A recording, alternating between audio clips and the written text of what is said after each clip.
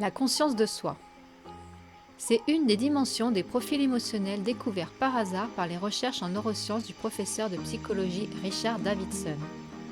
Cette capacité repose sur l'activité de deux zones. L'insula est le cortex somatosensoriel qui collecte et analyse les informations en provenance du corps. Des travaux montrent que certaines personnes ignorent ce qui se passe en elles. Lors d'études, elles nient ressentir stress ou angoisse. Pourtant, leur corps raconte une histoire tout à fait différente et ces personnes ne sont pas dans le déni. À cette extrémité de la conscience de soi, les gens se situent opaques à eux-mêmes. Pour ces personnes, l'introspection est quelque chose de très saugrenu. Vous-même, avez-vous déjà eu des réactions que vous ne comprenez pas, comme si votre moi intérieur était un mystère total ?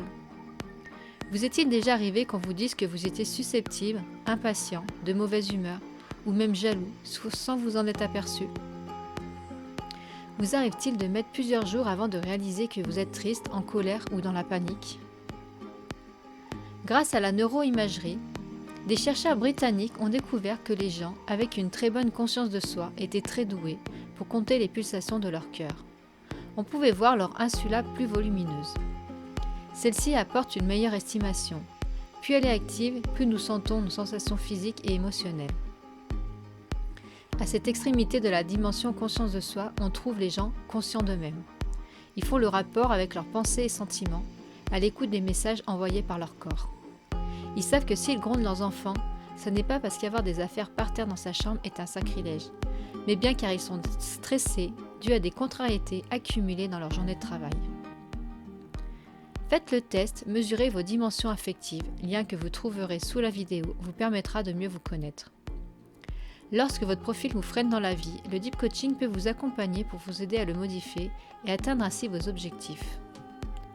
Nous verrons ensemble l'échelle de la conscience émotionnelle. Celle-ci a plusieurs stades. L'engourdissement, c'est lorsque vous n'avez aucune conscience de vos sentiments.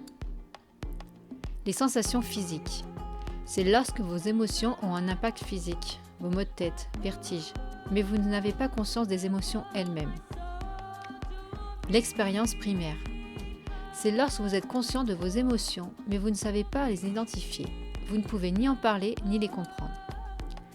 La différenciation, c'est lorsqu'en traversant une barrière verbale et en parlant de vos sentiments, vous apprenez à faire la différence entre la colère, l'amour, la honte, la joie, la haine. La causalité, c'est lorsque vous pouvez non seulement distinguer vos émotions, mais aussi percevoir ce qui en est la cause. L'empathie, c'est lorsque vous êtes conscient des émotions des autres. L'interactivité, c'est lorsque vous êtes sensible au flux et au reflux des émotions autour de vous et vous savez comment elles interagissent. À bientôt!